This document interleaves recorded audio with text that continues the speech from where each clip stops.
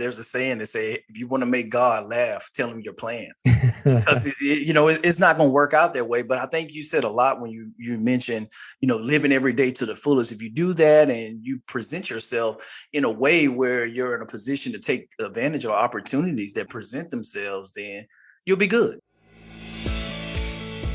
Your network is your net worth. Come listen to some of the most successful people I know share invaluable knowledge, stories, and advice in real estate, business, and beyond. This is Weiss Advice. Whether you want to take your business or personal life to the next level, look no further.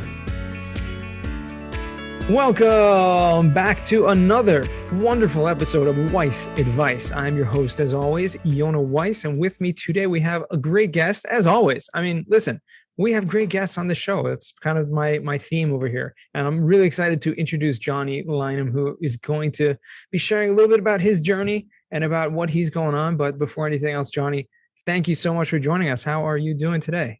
I'm doing great today. Excited to be here on the show and talking real estate and success, man.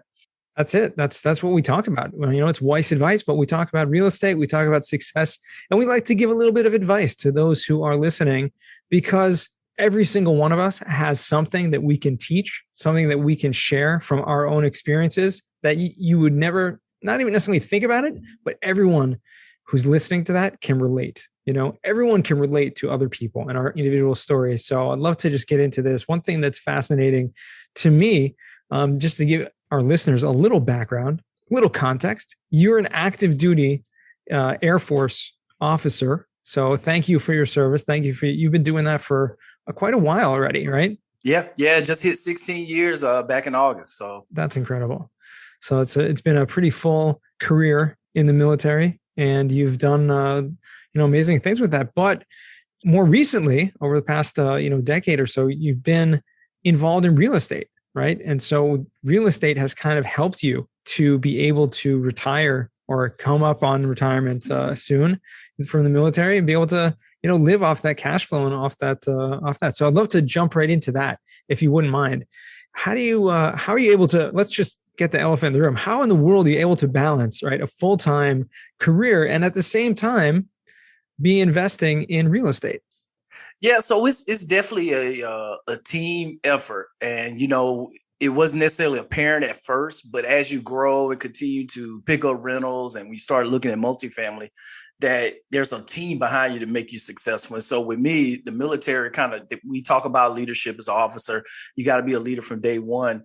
And so that kind of came inherent just from doing the job and moving around in different positions. And so it was like, okay, how can I translate this into starting a real estate business? And my wife, we chose for her to stay at home after we had our first child. And, it was like, okay, I have her time, I have a little bit of my time, and how do we bring this together to kind of lead a team effort around real estate? And it just kind of grown over time from, using our VA loan, picking up a couple single families, foreclosures here and there, and just kind of hitting the ground running in Panama City after Hurricane Michael in 2018, and just putting the whole team together. That's amazing. And so have you been stationed in one place over the last 16 years, or have you moved around a lot? Oh, moved around. So it started in Warner Robins in 2005, Warner Robins, Georgia, went to Newport News in 2011 and was there for 2.5 years, and went to the DC area, 2013, 2017, went to Panama City from there, 2017 to up until November last year, 2020, and been back here in the DC area for about the last 8-9 months now.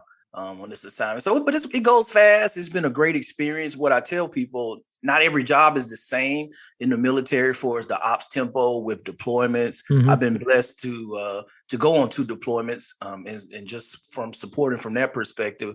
But a lot of my peers haven't, just because the acquisitions and, being in the development side of weapon systems, you don't get to get out and, be a real soldier, as you would say, even though I'm in the Air Force. But one of the things that I've seen is just the amount of skill sets that we have as military members pick up from doing our day-to-day jobs that a lot of times we don't recognize it actually translate into positive attributes on the private side out in the civilian world. That's absolutely correct. I totally agree with that. And I've seen that hand in hand with many people, and it does translate into business. And real estate is a business. Running a real estate rental portfolio, or, doing, project management of, like you did recently in your 18 unit, like a real rehab project, right?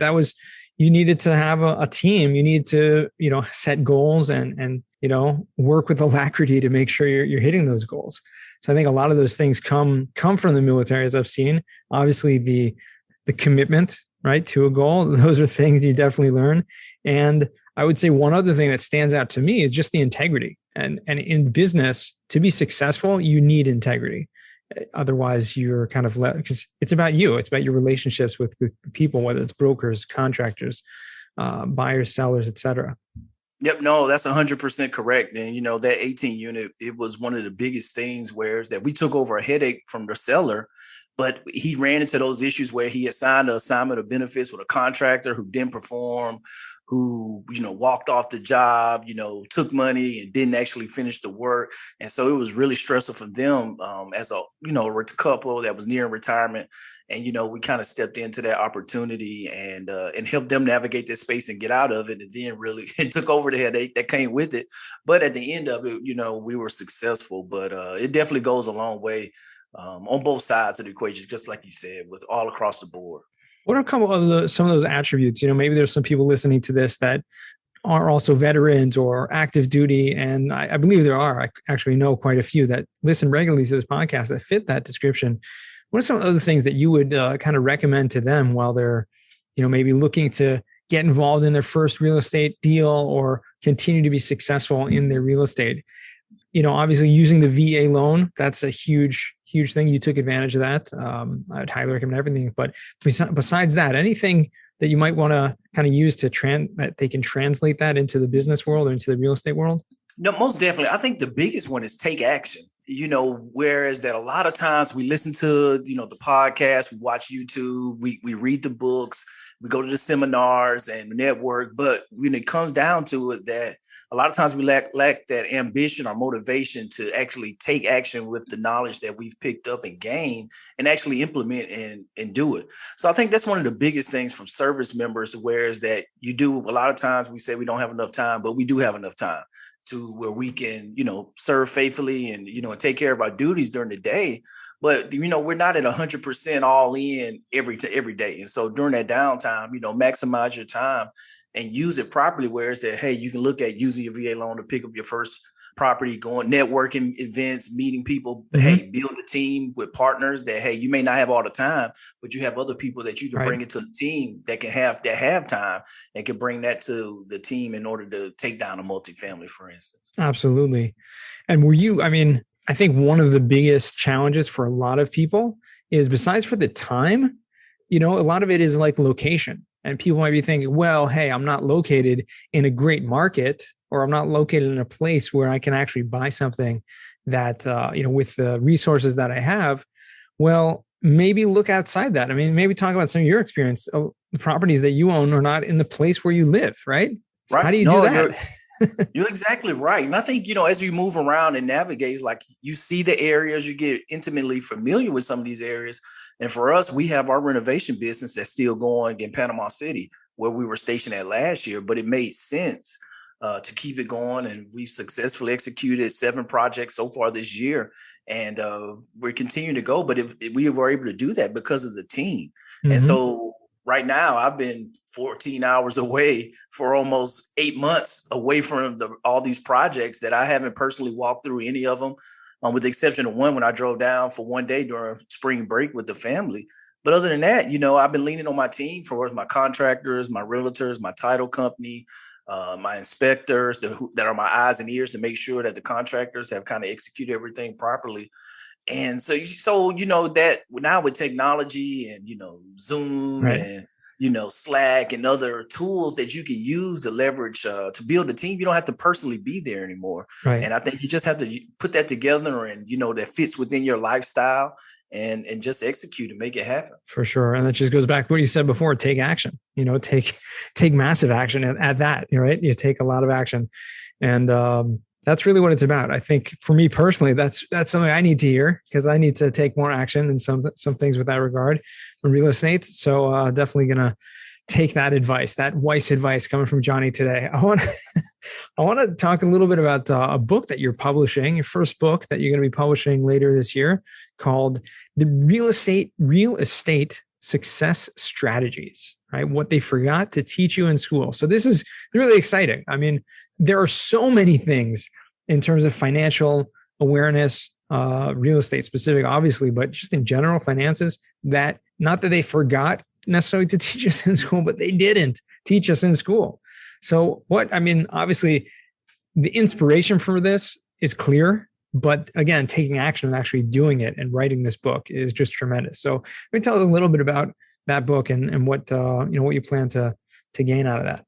Yeah, really the biggest thing, I wasn't actually looking to write the book. LinkedIn of all things, I had commented on a former coworker's success at writing a book, and the professor from Georgetown who runs the program there actually came in. He was like, "Hey, if you're really interested about getting more information, we just started last week and we still have a couple slots open so you can start."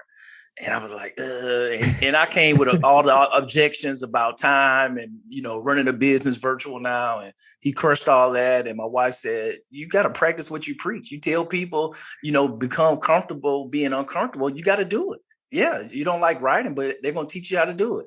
And stepped out on faith and, it made it happen over the last, 5-6 months putting the manuscript together. That's incredible. So it was really it was part of a program that they helped you to, put it together, right? Yep. Book creators through Georgetown University, a phenomenal program. Professor Coaster is the best for us breaking this down. And I'm an engineer. I'm an electrical engineer by trade, but, for us to go in and teach a guy like me to write stories and actually, bring in and interview great people like yourself and, and talk real estate, but then to bring it together behind some of the themes to help people walk away with some tangible habits and strategies that they can use and implement in their own lives. Awesome.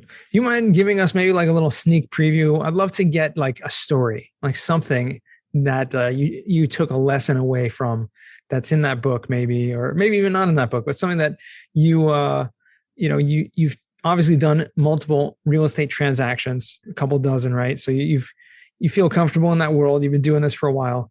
I guess something come to mind. Yeah, I think the biggest one, and it's really a story of perseverance and tenacity, was Dave Seymour. A lot of people know him as he was on the hit TV show with A&E's Flipping Boston.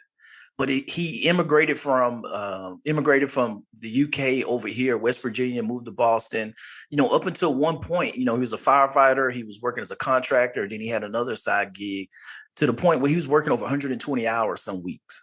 And, for him, he hit rock bottom to a point where is that he saw an infomercial in the middle of the night about real estate and went to the seminar, put in 30,000. And he went through and just took it. He took the bull by the horns and executed. And so from him taking that action, he did a $5,000 wholesale transaction. If you ever seen the show or talked to a real witty guy, straight shooter, and with that persona and attitude, his instructors brought him back like, "Hey, you need to be teaching this course right here beside us and telling people about your experience." And from there, the opportunity came. They were like, "Hey, put this application in with A&E." And he put the application in and kept true to himself and sent it back. And he got selected out of hundreds of applications. And the rest is history. Wow. He went on from there and started a private equity fund that he's doing now. He's raising $100 million buying apartments along the Gulf Coast. And, it's just a phenomenal story of perseverance, of where you actually come from and the situation that you're in or the situation that you're in right now doesn't necessarily define where you'll be in the future. That's awesome. So that's a good one. That's such an incredible lesson. And you never know. And you also never know what's really going to be. I mean, I like to ask people on the podcast sometimes, and I'll ask you the question, but I like to ask them like, where do you see yourself, 5 years from now? Like, what's the goal? Like, what's the plan? And the funny thing is, as much as we can project of what we'd like to be, maybe X, Y, and Z. There's so much that's totally out of control, and so much that one choice that we make may completely change the trajectory of where we're going to go. And so that's why people ask me, like, what's your plan? What are your goals next 5 years? I have no idea, like zero. Like, I never answer that because, to be honest, I live life. I try to live every day to the fullest, and I try to take opportunities when they're presented to me. And so you never know where an opportunity is going to be presented to you. And if you just take that, you have no idea what life could be like in a year from now, 5 years from now. But it definitely should be involved with personal growth. That's for sure.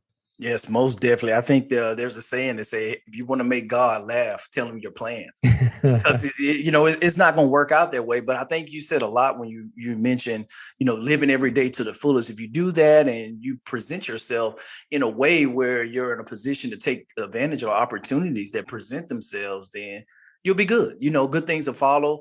And you kind of go from there. For me personally, 5 years, preferably, I'm retired from the military, and I'm doing real estate full time, and I'm helping other people find their way through real estate. That's one of the things that I'm passionate about. We're just helping people find financial freedom and time freedom, just kind of get after those goals. So amazing. Do you actually have like I remember Brian Briscoe, who's a mutual friend. He's just retired recently from the Marines after 20 years, and he had like a clock going on. Like, he put it, submitting his retirement, and he was counting down the days to go full time into real estate. You have something similar to that? Do you have an idea of when that's going to be, or are you just going to take it as it comes? Not yet. For me, I'm at about 3 months and 3 years and about 10 months. So I'm a ways away. So that would be miserable. But no, it's in the back of my mind. And, on the other side of it, I love what I do. And the reason why I've stuck around with the Air Force this long is because I truly believe in the mission, the calling, and, and just being around great people. And so for me, it's been a great opportunity. And so I'm still loving it every day. And, and I've conducted my business in a way where it's that I can support both, and and it stays in a perfect balance. That's really smart. That's really smart, because a lot of people kind of stuck in their job, whatever it is, if it's a corporation, if it's a career, or anything like that. I mean, you're in the military, obviously it's in a way similar to a corporation, right? You have benefits, you have all these things, and you have, commanding officers that can't necessarily do everything you want to do, but it's a work environment. But people get stuck in their careers and don't make plans in terms of figuring out their financial independence, what's going to happen outside of that. People would just rely on, their retirement account or things like that, when that's not necessarily gonna get you there. So taking action, getting into investing, and whether passively or actively, there's so many opportunities. I think it's really just about taking advantage of that. Most definitely. I think that's the case. And, the biggest takeaway for me was when we purchased the 18 unit last year, and to do our first multifamily transaction. For me as a single family guy, I was like, okay, how do I get here? And it took going to a seminar and somebody saying, hey, you can actually, it's not that you put a team together, you can get there. And so, and actually taking action off of that. And now to the point where looking just to network with other people, other investors, and, getting involved in a couple markets that we focus on, and just continue to build teams and, and bring a community of people together that's interested in real estate and learning. And just, I just love the whole mastermind concept, and just having an ecosystem of people of like mind that you can create a lot of change when you have a not even a large number of people, but you have the right people that's on the same wavelength. For sure. Is the plan with that? The 18 unit is now cash flowing, right? It's now leased out. You renovated it. It's going well. How's that going? Did you? Yeah, so it's going good. So we finally back in June settled with the insurance company and got $40,000 to rebuild 4 units that had been down from that we took over with them. So that was a back and forth, estimators going out, engineers from them going and actually assessing it. So we got that, and then there was a $10,000 bonus that we didn't anticipate, whereas loss of rent that was still owed on the policy that we actually took on. So that was perfect, right at where we need to be at from an estimate to turn the units over. So we're in the process of getting that job kicked off here, and looking to refinance at the end of the year.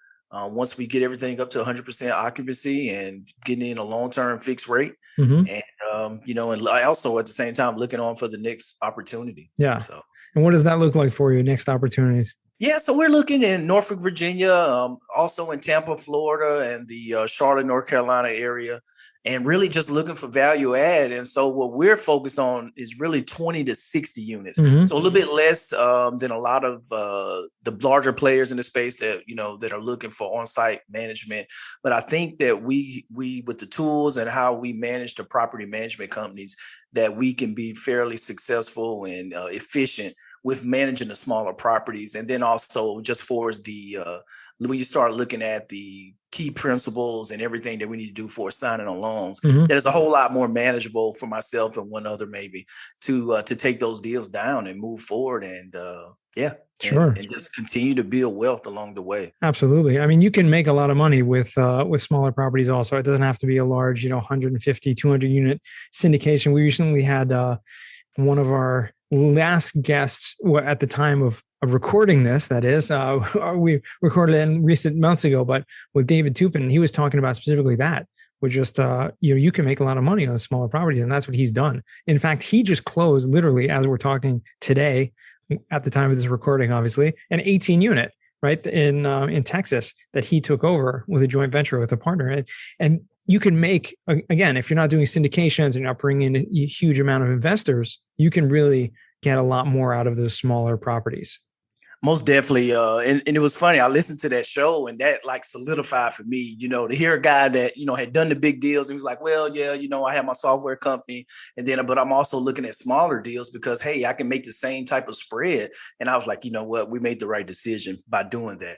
And because I think a lot of it, you can get more intimate with the sellers because a lot of them are mom and pops. And, a lot right now, just looking at retirement and things where you can help them versus, dealing with a property management company or a large LLC that owns the bigger deals that I think it just lends itself to some good opportunity. That's right. Yeah. There's a lot more room for, to get into that space. And I think that's a smart, wise decision because it's also a lot less competitive, right? There are less people going after those smaller deals. There's still a lot of room for improvement.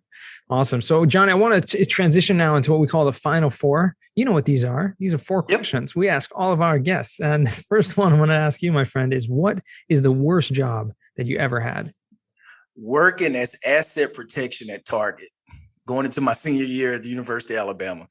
Hated it, was on my feet all day. And even though I was in ROTC, I'm not the big security guard type. So especially when you talk about trying to stop somebody walking out the store with PlayStation. So that was definitely by far the worst job that I ever had. Oh man. Wow. So you had to be one of those guys, stopping you at the door, checking your bags.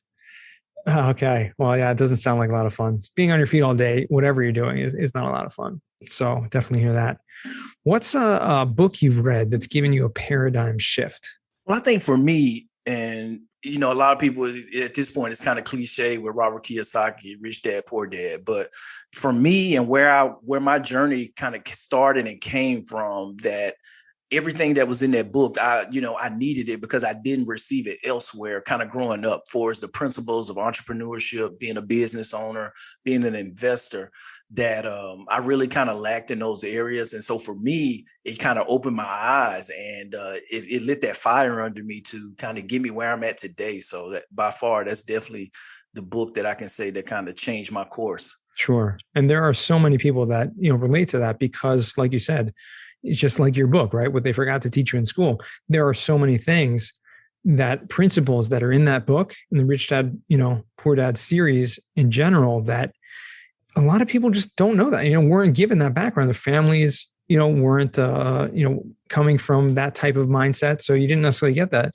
And so it's important to remember that and kind of give that over and just teach that and share those lessons with as many people as possible. Because if you haven't read that book, right, if you're listening to this podcast, you probably have, right? Because you've already in the right direction. But just in case you haven't, you can check it off. And if you want to be a little contrarian, you can go and listen to the episode with Omar Khan, one of the most listened to episodes of Wise Advice, where he actually takes a different approach and says that he actually didn't like the book Rich Dad Poor Dad. So you can listen to that and see why he thinks that way. But for most people, I think he is the minority, at least in my experience. So that's a great book. And glad that you brought that up as well. Bring up that point again. So, third and final, and I'm always grateful when I don't have to add a new book to my reading list. So thank you for that.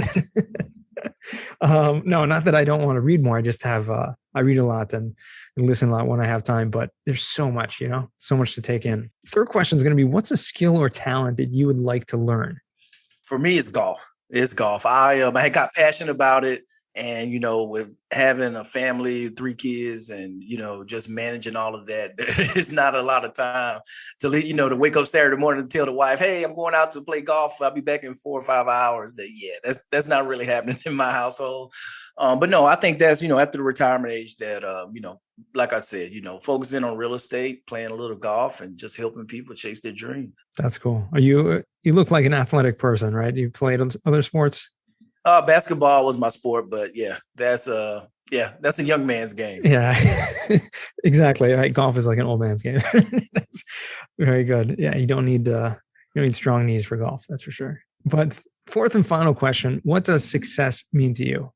For me, it means time freedom. And, and I talk about this a lot, whenever I get a chance to speak. And it's really, for me, it's just giving my time back, whereas that I can spend time with my family, can pour into their lives. And then for other people who are trying to take action and take control of their lives, then, doing whatever I can in my power to kind of help them and have that time to do that. And so for me, it's just really getting the time back, being away from your family 6-7 months deployed at a time, depending on your service, may be longer. And, my last one in 2018 was eye-opening for me, now that I had 2 kids and my wife was pregnant during the time. It was like, yeah, this sucks. And so, for me, it's really the time freedom and, being able with that in real estate that you have the money and the passive income to pay your bills where you can focus your time wherever you want to. So, right. Yeah. I mean, obviously it's very difficult to have that time freedom if you don't have that passive income or you don't have those investments. So you got to start at some point, right? In that point, if it wasn't yesterday, it's got to be today.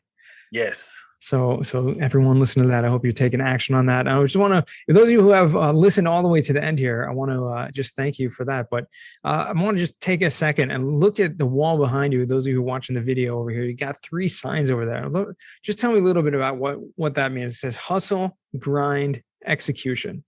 Yeah, for me, and you see the guy over to the side, I think Kobe Bryant is just the Mamba mentality. And really for me, it's just that, every day you're going to have challenges. You're going to have ups and downs. I try never to get too high, never get too low. But at the end of the day, it's a grind. You got to hustle. You got to put in the reps. And if you show up consistently, then good things will happen. And I think that's where you come in with the execution, just being consistent and just showing up every day, even when you don't feel like it, that you'll be, when you look back on it, whether it's a year from now, 5 years, 10 years, that you're going to be proud of yourself and everything that you've done if you stay committed to the cause. So.